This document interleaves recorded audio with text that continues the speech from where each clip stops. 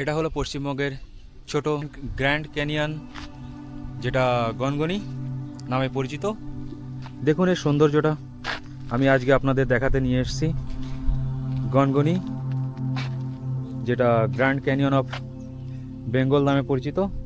এখানে প্রকৃতির সৌন্দর্য ও লাল মাটির তৈরি অসাধারণ প্রকৃতির রূপ দেখাতে নিয়ে এসেছি আমি আজ গড়বেতায়। নমস্কার বন্ধুরা, আমি আশিস সিনহা।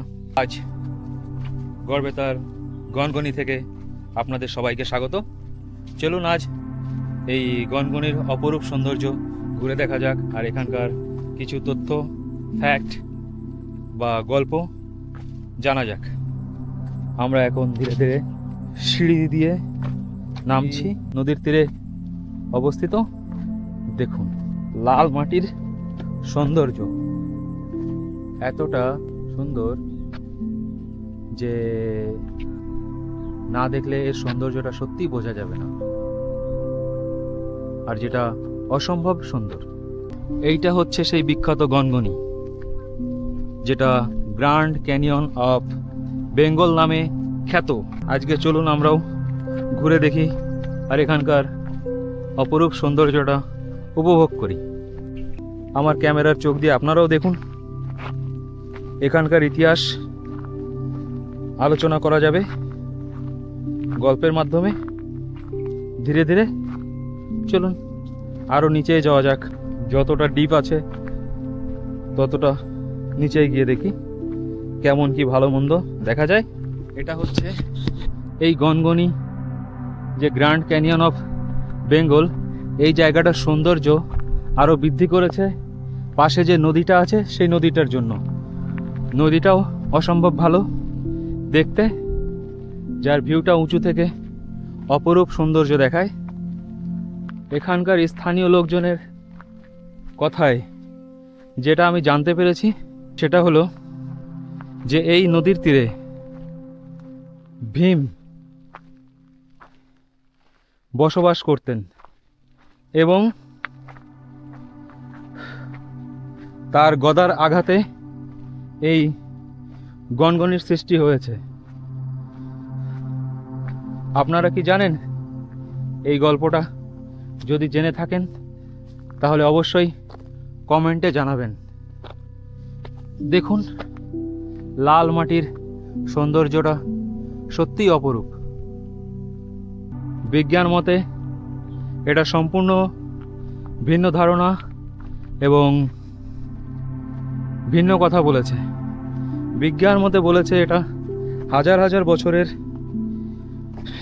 ঝড়, বৃষ্টি, রোদ এর অবক্ষয়ে এইটার তৈরি হয়েছে, আর যার রূপ বা সৌন্দর্যটা সত্যিই অপরূপ।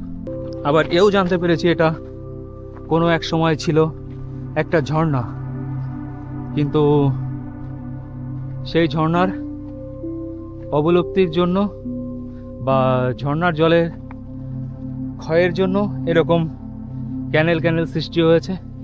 দেখুন আর একটাও গল্প শুনেছি, যেটা হচ্ছে বক রাক্ষস যে থাকতো এর ভিতরে, সে কারণে সৃষ্টি হয়েছে। তার মধ্যে মূল কথা হচ্ছে এটা কিভাবে সৃষ্টি হয়েছে কোনো আগামাথা নেই, হদিশ নেই। শুধু একটা কথাই আমাদের মেনে চলতে হবে, সেটা হচ্ছে বিজ্ঞান মতের, যেটা ঝড়, বৃষ্টি, রোদ এর অবক্ষয়ের জন্য তৈরি হয়েছে। কিন্তু এটা সত্যি অসাধারণ হয়েছে। দেখুন আমরা একদম নিম্ন স্থানে আছি, যেখান থেকে দেখা যাচ্ছে সুন্দর ভিউ। এখান থেকে দেখুন গনগনির সৌন্দর্যটা আরও বেশি ভালো দেখা যাচ্ছে। সবুজ গাছপালা, তার মাঝে দু চারটে কাশফুল, আর এদিকে দু চারটে তাল গাছ, জংলি কিছু গাছ আছে, যার জন্য সৌন্দর্যটা একটু একটু বৃদ্ধি পাচ্ছে। আর এইটা হচ্ছে সেই বিখ্যাত শিলাবতী নদী, যার পাড়ে এই গনগনিটা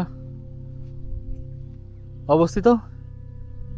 ছোট গ্র্যান্ড ক্যানিয়ন অফ বেঙ্গল সৌন্দর্যটা এই নদীর জন্য বৃদ্ধি পেয়েছে।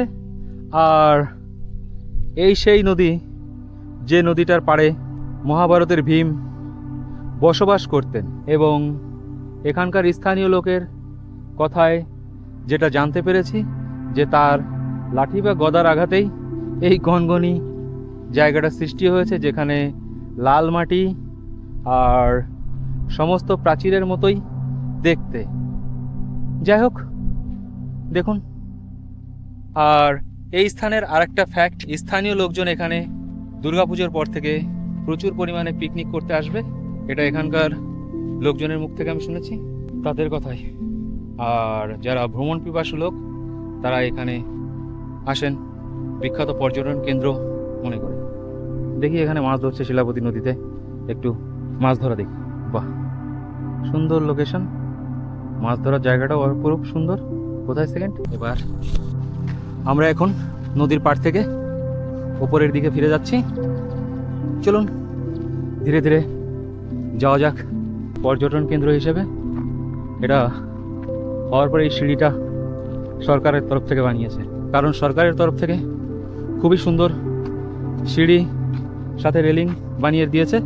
ভিউটাও যতটা সুন্দর, আর পরিবেশটা এখন এই মুহূর্তে খুবই শান্ত, কারণ 2-4 জন আছে যারা ওই নদীর পাড়ে গেছে, আর আমি আর আমার সঙ্গে যে দাদাটা এসছে সেই দাদা।